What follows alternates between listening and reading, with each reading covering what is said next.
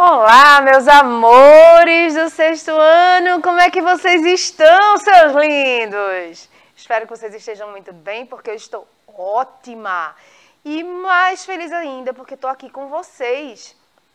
Ainda falando, né, sobre arte grega, hoje a gente vai ver um pouquinho sobre os elementos, né, que compõem esse teatro grego, tá? Os personagens, a ação, os espaços, figurinos. A gente vai dar um passeiozinho sobre o teatro na Grécia, tá? E espero que vocês tenham gostado da aula passada com a professora, convidada maravilhosa, né? A professora Vanessa, meus amores. Bom, aqui com a gente tem hoje, né, a Vitória, traduzindo para a língua brasileira de sinais a nossa aula, para que todo mundo tenha acesso, né, a esses conhecimentos que a gente está trocando aqui com vocês, tá bom?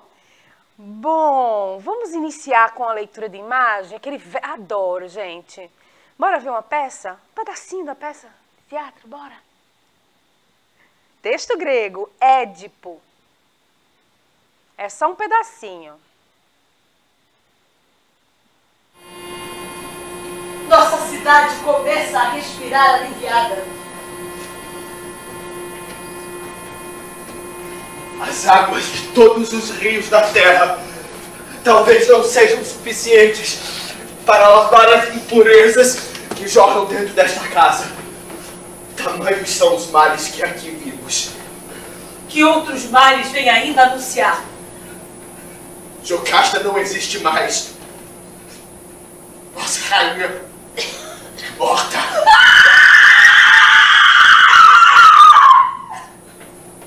Pobre mulher. Com as próprias mãos, ela deu fim à existência. O horror do quadro, a voz que não ouvistes foi poupado. Mas eu que o vi, dele não poderei esquecer, jamais.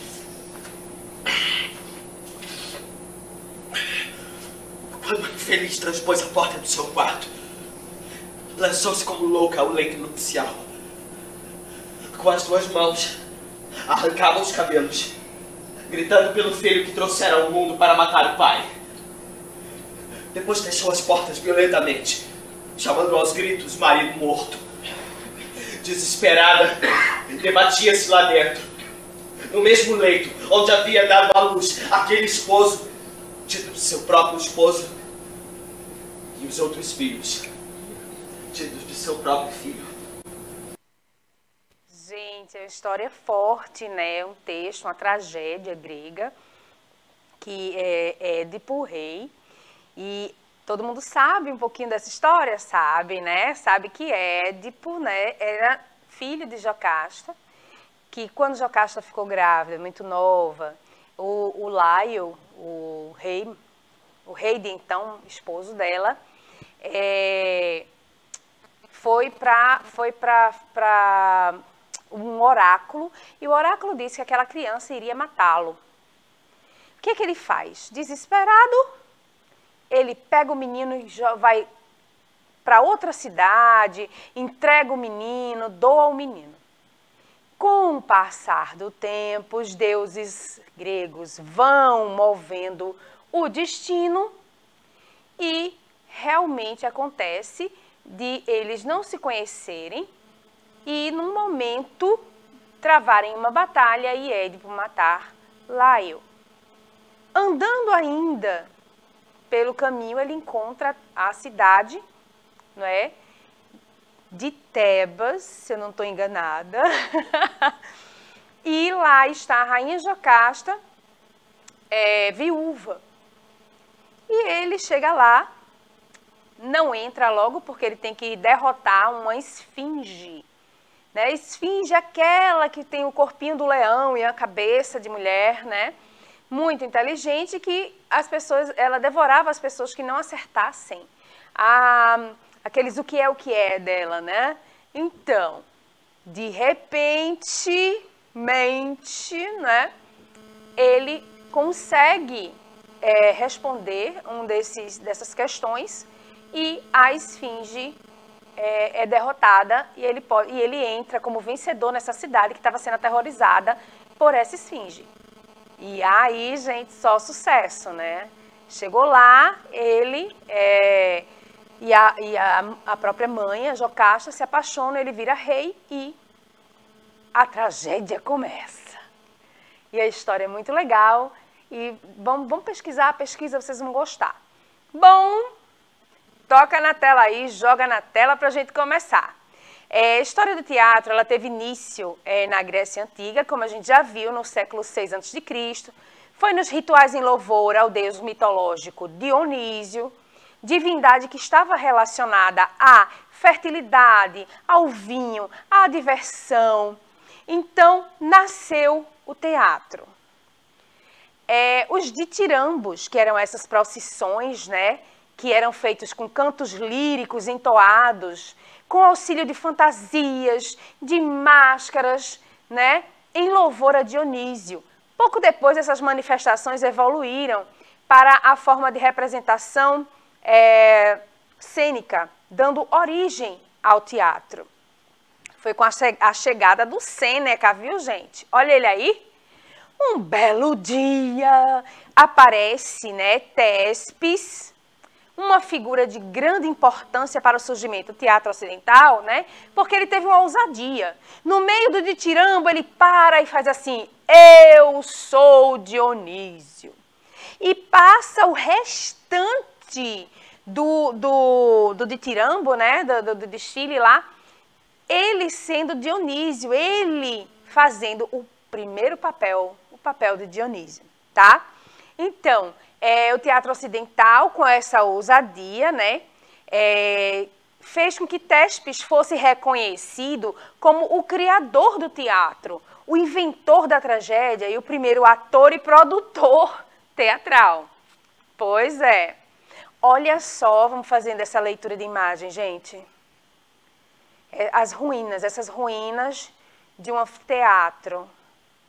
Fazia parte do teatro grego espetáculos de mímica, dança, música e recitação de poesias. O teatro ele foi muito importante para a cultura grega, tá? Por quê? Porque essas obras, elas discutiam exatamente questões morais, sociais, tanto a tragédia quanto a comédia, só que a comédia fazia de maneira mais jocosa, né, com piadinhas de duplo sentido, tudo isso. E a tragédia não. A tragédia, ela tirava lágrimas, desespero do público. Então, ela ensinava códigos éticos e morais e questionava, né, a hipocrisia social, tudo isso, através de ensinamentos contidos no texto, ok? Continuando, olha outra voltinha, vamos dar essa voltinha? Olha o teatro, gente, como era.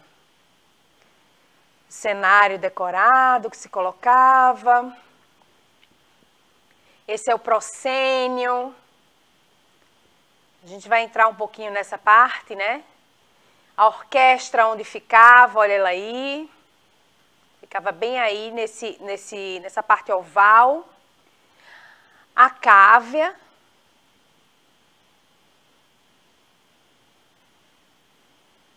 Olha aí, que maravilhoso. Bem aí no meio, gente, bem aí no centro mesmo. No meinho onde a orquestra ficava ao redor, né? A imacávea, que era onde ficavam para assistir a casta mais alta, né? A média cava, que ficava a casta mediana, e as pessoas mais humildes ficavam na casta de cima, ok? Na alta cávea. A orquestra eram os magistrados, sacerdotes, classe alta, tá? Na imacávea, na média cávea, cabeleireiros, cidadãos mais humildes, e lá em cima os pobres mesmo, faxineiros, escravos, tá? Olha aí o templo a Dionísio. Enfim, Terminando aí esta visitinha, vamos falar um pouquinho sobre esses elementos, né? O teatron. A área onde o auditório se sentava para apreciar o espetáculo, ou seja, um lugar de onde se vê teatron. E aqui a gente vê nessa leitura de imagem exatamente o que eu mostrei para vocês naquele passeio virtual. De qualquer lugar de onde você sentasse aí, você ouvia e via o espetáculo, né? No centro, bem no centro, ficava o altar ao deus Dionísio, que era onde se faziam os sacrifícios a ele. Aqui tem a entrada da direita, a entrada da esquerda, o esquene e o prosquene, ou que no caso a gente hoje chama de proscênio, né? E aonde a entrada da direita e da esquerda, aonde os atores entravam, tá? A orquestra, vamos falar um pouquinho sobre ela? A área circular ao nível do solo, onde o coro dançava. Originalmente era de terra, mas depois foi pavimentada com pedras. Olha aí, onde fica a orquestra. Ela foi pavimentada com pedras. Os párodos, a gente vai ver mais a seguir, era onde os atores entravam. A skene, ou a cena, né? E ainda tem o proscene também. E aquela parte onde as pessoas ficavam sentadas era o teatron, propriamente dito. Timim. O que era um timim? Era um altar feito para Dionísio, no qual foram feitos sacrifícios e que serviram de suporte para o palco. Foi localizado bem no centro da orquestra. O párodos é a passagem de entrada para o coro, não é? E existe o párodos da direita e o párodos da esquerda, como a gente viu. Aqui nessa figura a gente vê, né, nessa leitura de imagem, o que é essa portinha, é o párodos, né? Esses nomes todos eu estou colocando para vocês conhecerem. Por quê? Porque o teatro grego ele não é só o texto, as tragédias e tal.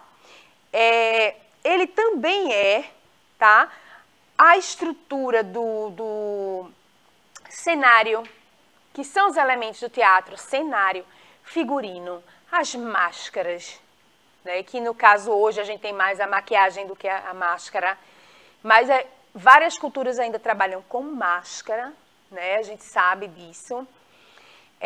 Ainda dentro desses elementos, nós temos o som, né, que é a sonoplastia hoje, mas o som era da orquestra, tá? Nós temos, nós temos o coro, né? Eles não eram atores, eles eram era o coro em si, ele não tinha hoje em dia são atores fazendo o coral, não, é o coro, ele era oficial, né? E ele era o narrador, ele conduzia o texto. A gente vai ver isso daqui a um segundinho. Olha aqui, outro passeio virtual para vocês. Joga na tela aí. Olha que lindo, gente. Perfeita, a ruína ainda, né? Para vocês verem como a construção, elas eram sólidas. Eram construções extremamente sólidas, que dura até imagina, séculos. E chegou ainda a estar nesse estado que a gente pode identificar as partes desse cenário, né? Bom, o que era a skene? É a estrutura de madeira ou construção do palco. Ela estava localizada em frente à orquestra e era a parte aberta da estrutura. Foi construída semelhante a um palácio, a um templo, lembra no passeio eu mostrei para vocês? E também serviu de vestiário para os atores. O proscênio. O proscênio é a área em frente ao skene, onde os atores desenvolvem, né, o trabalho, foi localizado na parte superior da orquestra, tá? Estou colocando isso bem direitinho para vocês, para que depois, vocês na pesquisa de vocês possam ver parte por parte. É muito interessante para depois, fazendo um link com os dias de hoje, a gente ver as mudanças. O palco de hoje, né? A gente chama aquelas laterais de coxias, e é onde os atores ficam, né? O proscênio hoje, ele é de frente para o espectador, né? É onde a cena, né, acontece. Assim, a estrutura modificou bastante e dá para a gente fazer esse link com os dias de hoje, né? Olha aí, de novo, nossa leitura de imagem. Os atores, eles entravam de ambos os lados e de uma porta central na esquene, tá? Também abrigava o enquiclema, que é uma plataforma de rodas com conjuntos de cena. Por exemplo, no Édipo, né? Sai a cena, o coro está lá na cena em que Édipo briga com Laio e mata seu pai, ok? Depois move esse tablado, né? E vai para a cena, vai para um outro ambiente, né? Ele muda o ambiente, vai para um outro ambiente, aonde está a cena que Édipo chega em Tebas e dá de cara com a esfinge. E que vai vencer a esfinge. Vocês entenderam o que é essa parte aí, né? Que tem um nome esquisitinho. Olha aí, hein, gente. Vamos para os atores. Todos os membros do elenco de atores do teatro grego eram homens. Estes foram chamados hipócritas. Como os atletas, eles tinham que ser capazes de suportar longas performances com máscaras e trajes super pesados, meu povo. Olha aí as máscaras. E eram homens que faziam papel de mulher, geralmente homens mais novos, que a voz ainda não tinha sido definida, né, com aquela voz grave, masculina, que ainda tinha uma voz mais fininha e tal. Então, os papéis femininos ficavam para esses atores mais novos, né, que faziam esse papel assim mais, essa vozinha, que tinha uma vozinha mais feminina, né, não tinha chegado ainda na idade, na maturidade, né, da voz, tá? Porque realmente, por exemplo, a gente até sabe que quando a criança faz canto, tá? O menino, principalmente, a gente sabe que a voz dele vai mudar. Então, ele participa do grupo infantil, depois ele vai para o juvenil e depois o adulto, porque a sua voz vai está em constante mutação. Continuando. Coloca em cena, pessoal.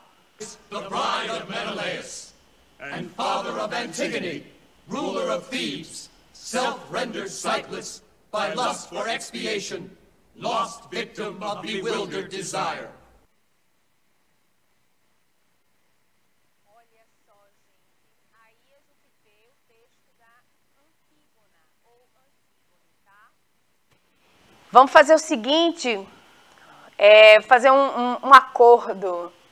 Vocês vão pesquisar essa tragédia chamada Antígona, mas vocês podem achar Antígone também, tá? E vão ler, e vocês vão adorar essa história. Esse spoiler eu não vou dar. Contei a história de Édipo, a de Antígona não vou contar não, vocês vão gostar. Bom, bora falar do coro, né? Joga aí na tela, galera. O coral, o coro, né, se tornou a chave para entender o significado, né, o propósito do teatro grego. Os historiadores afirmavam que eles eram o núcleo a partir do qual a tragédia evoluiu.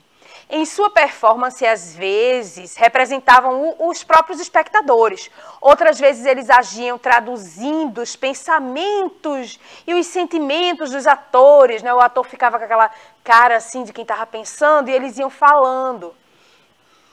Além disso, o coral poderia atuar como uma figura central na tragédia. Os autores trágicos, às vezes, usavam o coral para criar um fundo psicológico, emocional, né, do texto, né, com aquele canto, com as suas odes, e levar essa emoção para o público, levar o público às lágrimas com aquela história, gente, que é o que a gente chama, né, fazer o público ter uma catarse, se ver como aquela mulher desventurada. Ai, imagina, gente, maravilhoso. Bom, olha, vamos dar uma olhadinha aqui nas máscaras. And for the glory of Emperor Titus, remember all here the mighty victory of Senator Quintus Attius Corvus and his annihilation of the Celtic. Vocês viram, né? Os trajes. No início do teatro grego, os figurinos eles eram compostos de túnicas longas, folgadas, calças justas, uma espécie de sandália muito altas. Eles complementaram a roupa com máscaras, perucas e maquiagem. Eles também mancharam o rosto com tinta à base de vinho. Com o tempo, os atores começaram a usar roupas adornadas, com mangas compridas. Eles terminaram as fantasias com um cinto marcante, né, em cima da cintura, para aumentar a ilusão de estatura, né, dar aquela coisa bem longilínea, estatura alta. Já tinha o sandalhão alto, né? Então, como se o couro fosse de pessoas gigantes, né? Era esse o mote aí, isso dos trajes. Olha só, vamos nessa leitura de imagem para a gente ver exatamente isso. As roupas, né, acinturadas, passando a impressão de realmente da pessoa ser extremamente alta, estar em evidência, né? E as máscaras pesadíssimas, em ouro, em ferro, dourado, enfim. E a máscara da tragédia, tanto as femininas quanto as masculinas. Bom, vamos falar um pouquinho da indumentária bem rapidinho, né? Como os atores eram exclusivamente homens, os figurinos e as máscaras eles tinham grande importância na identificação das personagens, especialmente as femininas. O mesmo ator podia desempenhar vários papéis na mesma peça, por vezes muito diferentes. Nas encenações teatrais, segundo um estudioso chamado Nelson Araújo, em 1978, ele colocou que o figurino grego principal era o chiton, uma túnica colorida que possuía mangas largas e a cintura era marcada quase na altura do peito. A cintura tinha uma marcação para que o espectador tivesse uma visão mais equilibrada do autor, levando em consideração a longa distância entre a cena e a arquibancada, que era o teatron, tá? Olha aí, vocês estão vendo nessa leiturinha aqui, vários tipos de roupa, né? Mas o mais usual é esse que a gente descreveu, que tem o dorsal, né, na cintura, assim, um pouco acima da cintura, tá bom? Vamos falar das máscaras? Bem rapidinho também? Gente, as máscaras não tem como a gente deixar de falar das máscaras, tá? No teatro grego, as máscaras elas serviam a dois propósitos. Primeiro, suas expressões exageradas amplificaram as emoções que o personagem retratou. Segundo, um dispositivo que agia como um pequeno megafone que amplificava as palavras do ator, tá? Então ele ficava bem aqui, ó, na parte onde está a boca do ator. A máscara não encostava, a máscara ficava mais ou menos assim, e o ator ia falando e ela amplificava para que todo mundo ali no teatron pudesse, né, até o pessoal de cima da arquibancada pudesse ouvir a história, ouvir a peça.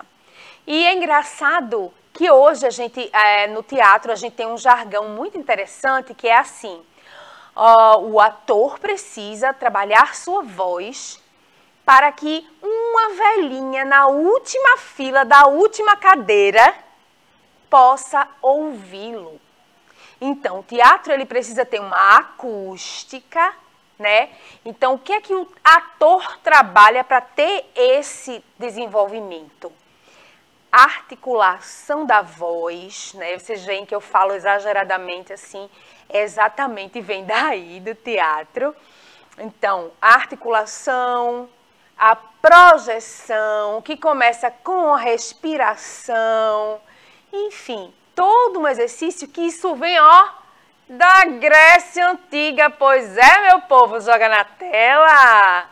Só para a gente terminar aqui.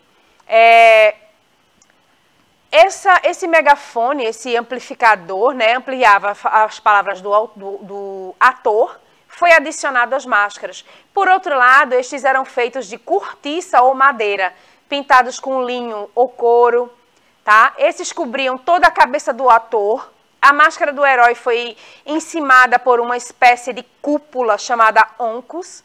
Como apenas 3 atores podiam aparecer no palco por vez, o uso de várias máscaras era possível para duplicar os papéis, tá, gente? Não podia ficar como hoje, vários atores, assim, a gente bota 10, 20 atores dentro da cena, né?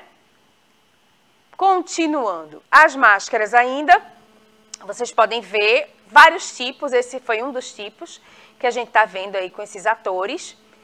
E também os atores usavam máscaras de linho, essa é a máscara da tragédia, a máscara cômica, que em cada papel havia 2 máscaras cômicas. Os homens usavam máscaras para fazerem as mulheres, a gente está vendo uma máscara feminina, tá? Tragédia, comédia e máscara feminina. E nesse outro aqui os atores estão com uma máscara de tragédia, todos eles. Bom, pessoal, chegamos agora na nossa proposta de atividade. Meu filho, rapadura é doce, mas não é mole não, viu? Não é assim não que a banda toca. Depois de todo esse conhecimento, de toda essa informação que eu passei aqui para vocês, o que é que a gente vai fazer? Pesquise um pouco sobre o teatro na Grécia. Escreva em seu caderno e cole figuras. Você pode fazer um quadro com colagens e indicações, sabe? Aquilo que a gente pode fazer também no PowerPoint. E aí, na escola de vocês, o professor ensina vocês a fazer essas coisas também no PowerPoint? Experimenta, pessoal, é muito bom você fazer esse tipo de atividade ao invés de no caderno, fazer das folhas do PowerPoint a tua folha de caderno. Isso! Como assim? Você tem sim o seu tablet. Vamos usar os tablets e vamos exercitar. Pois é, olha aí. Você vai colar as figuras e vai botar as indicações, tá? De tudo aquilo que você pesquisou sobre o teatro grego. Máscaras, curiosidades, personagens, textos que você leu. Aí você vai apresentar para o seu professor ou professora, assim como para os seus colegas de sala. E vai ser muito bom, porque você pode também pedir ao professor para vocês todos lerem juntos, né? E escolherem um texto, né? Que pode ser uma tragédia ou uma comédia. E lerem todos juntos, fazerem uma leitura dramática ou até mesmo ensinar.